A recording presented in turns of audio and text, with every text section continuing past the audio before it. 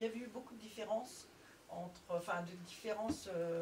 maman, il ne voyait que ma sœur, la troisième. Oui. Et avec mon frère, on en a beaucoup souffert de ça. Oui, parce que moi, je vois, c'est peut-être votre sœur, mais du coup, je vois une différence dans la fratrie qui a posé problème. Ça pose problème. D'accord. C'est pas grave. Et c'est vrai que c'était... Il en a souffert. C'était un gros conflit. C'était un gros conflit qui... En fait, il était très très sensible. Il prenait trop à cœur. Mais en plus, il ne le disait pas forcément. Il intériorisait beaucoup, qui faisait que du coup, il préférait aller courir plutôt que de communiquer. Tout à fait. Mais du coup, même en courant, il restait avec ça. Il restait avec ça et il était malade. Mon frère ? Oui. Sclérose en plaques. D'accord, ok. Et c'est vrai que du coup, à un moment donné, ça a explosé, je dirais, parce que quand on garde, à un moment donné, il faut bien que ça sorte quelque part. Mais même lié à la maladie, même là, il avait conscience, mais pas total. C'est marrant parce que autant quand on annonce une maladie, les gens ils tombent un peu. Je pense que oui, parce que il voulait pas tout ça. Non, et puis il voulait pas que ça soit une éternité. Il voulait pas qu'on soit comme ça à son chevet. Il voulait pas en fait que ça continue sur un temps donné. Et à un moment donné, il dit putain, vous me faites chier quoi. Et du coup, donc il a tenu parole. Mais par contre, j'ai l'impression qu'il est parti vite. La maladie a été là, mais j'ai l'impression que le moment, ça a été quand même très rapide parce qu'il s'est laissé faire. Il s'est laissé tomber en fait dans ça. Et qui fait que par contre, vos parents, ils les ont retrouvés direct.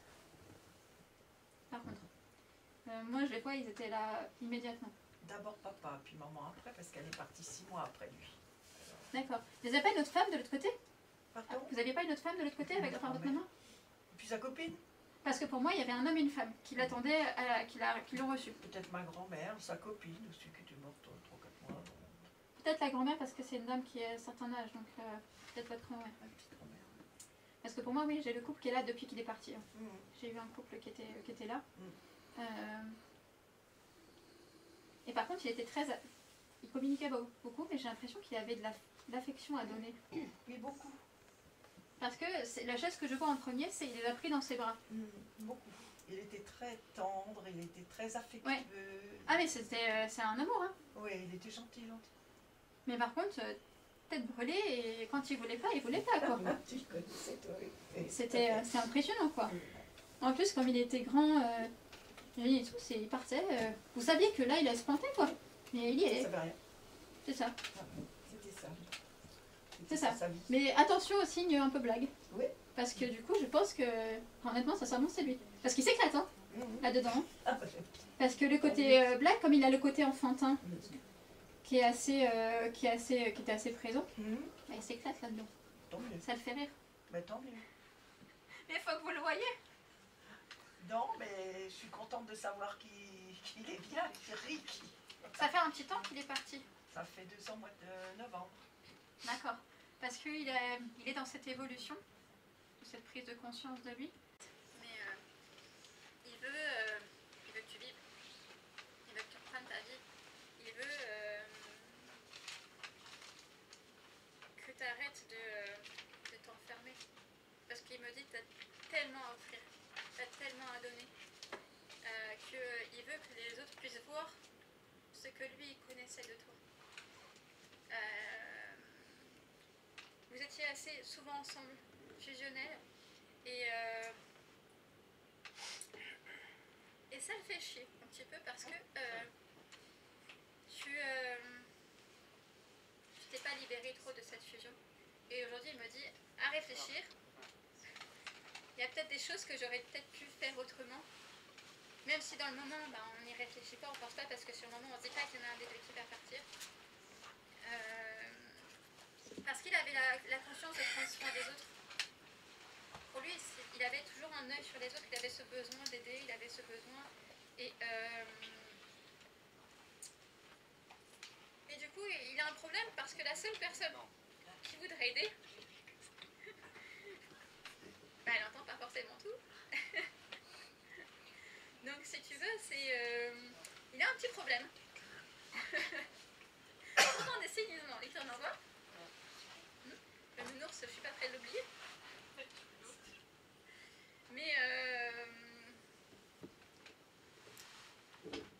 en fait, il me dit qu'il faut que tu te sers de ce que vous avez construit, de cette solidité sur laquelle aujourd'hui tu peux t'appuyer pour continuer sans lui.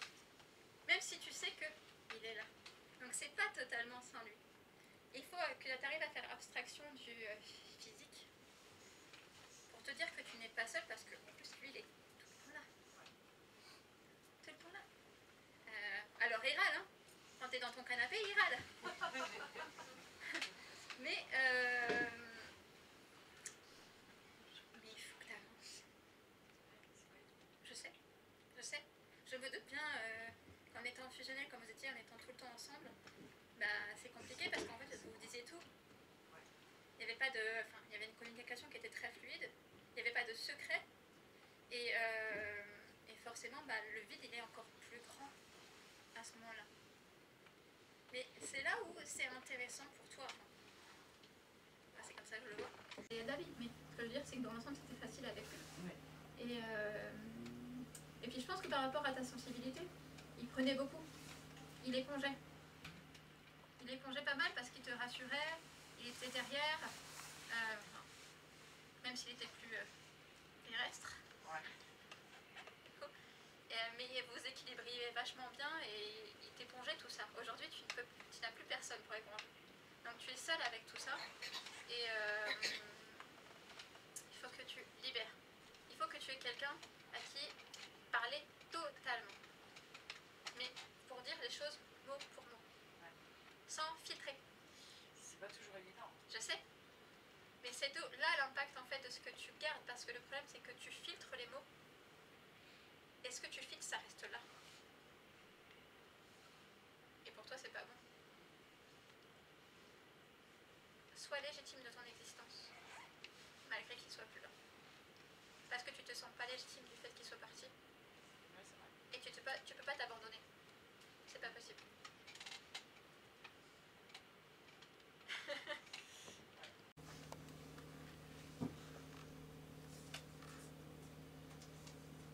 C'est à qui?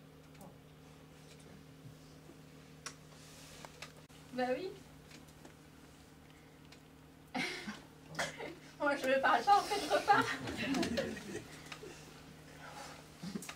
C'était un amour, d'une certaine manière. Bon, il avait son caractère. Hein. C'était quelque chose. Les chats, faut pas des chats. Hein? Ouais, mais là avec le côté H. Donc ça change un petit peu la donne quand même. Ouais. Mais c'est vrai que vous étiez proche de papa. Très. Au point où vous aviez un peu le garçon manqué. Ouais. Parce que c'était tellement important de ressembler, de faire comme papa. Ouais. Oui, j'étais plus proche de mon père. Oui, oui, tout à fait. Bah oui. Oui, c'est clair. Sans aucun doute. Il est là. Il est souvent là. Je sais. Il vous protégeait beaucoup. D'une certaine manière, j'ai l'impression. Toujours. Alors non, mais par contre, celle qui est là. Oui. Là, il en avait gros. Hein. Oui. Parce qu'en effet, oui, la carapace énorme. Hein. Oui. Et puis il fallait mieux qu'il nous aime. Hein. Parce que s'il nous aimait pas, on avait un problème. Non, vraiment.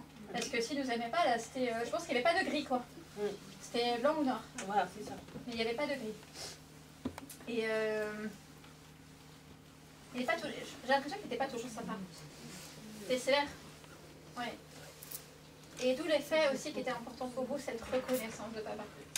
Parce qu'il était tellement dur et tellement sévère parfois que le peu que vous arriviez à gagner.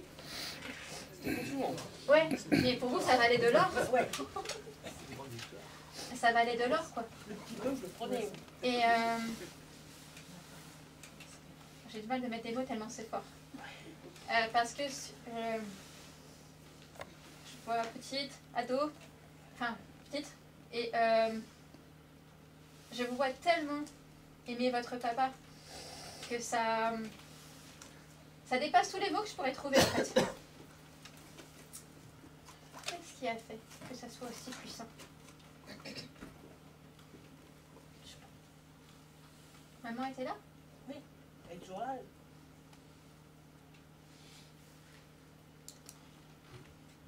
Prenait beaucoup de place, papa, à la maison. Quand il avait décidé un truc ou... Non? C'est ma mère qui gérait tout. Mais voilà, Ouais, mais j'ai l'impression qu'elle gérait. Mais parfois, elle allait vers lui. il décidait. Ouais, voilà. Elle gérait, mais pas comme on pourrait le croire. Parce qu'elle gérait la maison, elle gérait les choses. Mais lui, il était derrière. Hein. De faire les choses bien. De faire les choses correctement. Je pense qu'elle a vraiment pris comme une vraie mission pour elle de faire les choses correctement. C'est pour ça que j'ai l'impression qu'elle avait le côté maternel. Mais en même temps, il y avait quand même ce côté cadre. Parce que elle avait toujours cette volonté de bien faire. Et parfois, elle avait même l'intelligence de se demander ce qui était bien pour vous, pour votre futur. Parce que c'est comme si elle avait conscience que quand elle serait plus là, il faudrait que vous sachiez vous débrouiller. Pas? C'est ce que j'ai fait. C'est-à-dire qu'elle a plutôt pas mal réussi. Oui. C'était ma maman. Elle veut pas de remerciements. Parce que pour elle, elle l'a fait avec cœur, avec générosité. Pour elle, ça a été naturel. Elle n'a pas fait d'effort pour le faire. Et elle voulait vous donner cette famille qui était importante pour elle à ses yeux parce que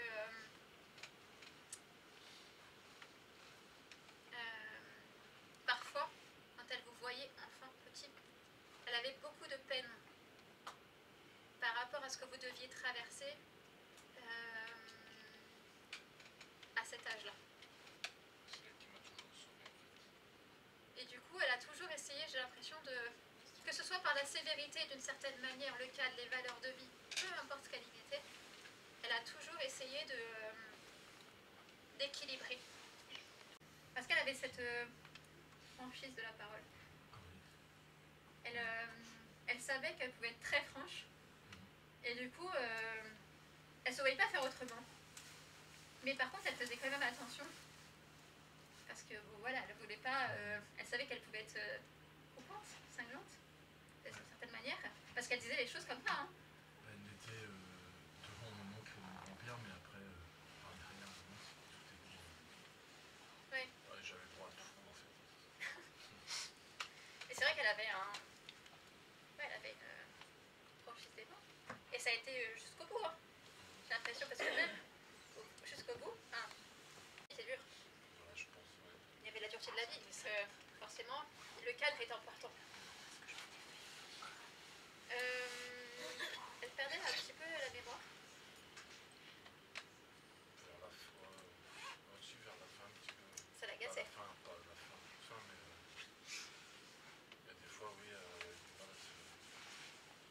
à se rappeler de certaines choses. Ça l'agaçait.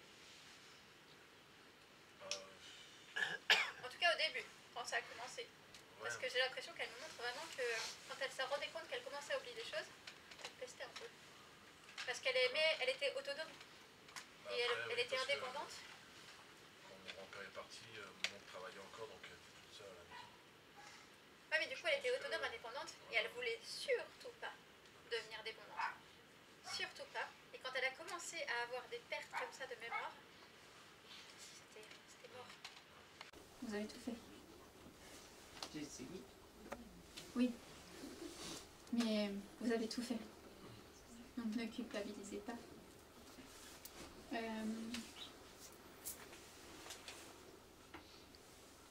C'est très fort. Elle était moins sensible que vous, d'une certaine manière. Mais elle avait quand même ce côté sœur qui était très, très fort. Et il y a vous deux. C'était ça. Et du coup, c'est très très fort. Comme lien. Alors, elle a pas mal évolué, et de par sa maladie, et de par sa vie, de par ses blessures liées à l'enfance, parce que il y avait beaucoup d'incompréhension. Il y avait beaucoup d'incompréhension qu'elle gardait. Alors, je ne vais pas dire qu'elle était fataliste, mais à un moment donné, quand on vit des choses difficiles, on se dit, bah, merde, c'est là, on doit le vivre, on le vit. Vous, vous étiez différente. Vous analysiez des choses qui étaient différemment, vous lui ameniez éventuellement des façons possibles parfois de voir les choses. Des fois, elle prenait, des fois pas. Si elle avait pris plus, des fois, je me dis, elle pouvait pas. Bah, elle était dans ses blessures. Et elle s'était enfermée dans beaucoup de choses. Parce qu'il y a l'incompréhension, mais il y a comme le rejet. Et le rejet, ça l'a tellement fracturée que du coup, à un moment donné, elle s'est mise dans une protection. Presque comme si elle se méfiait de beaucoup de choses. Parce que c'est comme si elle ne voulait pas croire ou espérer des choses qui n'étaient pas forcément là, ou possibles, ou vraies, ou autres. Elle préférait ne rien croire et faire avec ce qu'elle avait, que plutôt croire et aller dans quelque chose qu'elle... Parce que l'inconnu, pour elle, c'était compliqué.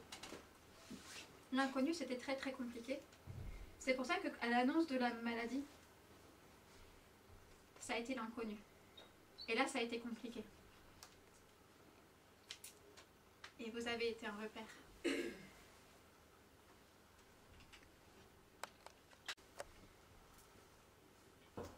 que vous avez des questions? Elle est bien. Alors pour moi, elle est bien parce que c'est quelqu'un qui est, mine de rien, malgré tout ce qu'elle était ici, elle est vivante. Elle est vivante parce que c'est quelqu'un qui aimait la vie. C'est quelqu'un qui aimait la vie, mais qui avait souffert. Et aujourd'hui, le côté souffrance est parti, a diminué par rapport à l'évolution qu'elle fait. Et elle retrouve cette joie, on va dire, de vivre. Il y avait un problème au niveau des jambes? Oui. Ok. Parce qu'elle me montre les jambes comme ça et elle me dit, regarde, je peux marcher. C'est comme si... Elle a fait une flébite. Ok, parce qu'elle me montre la jambe gonflée. Et elle me dit, regarde, comme une jeunette, quoi. Je peux bouger et tout. Et ça, c'est super important pour elle. Parce que elle ne voulait pas être un poids. Elle ne voulait pas être ce poids que vous craignez.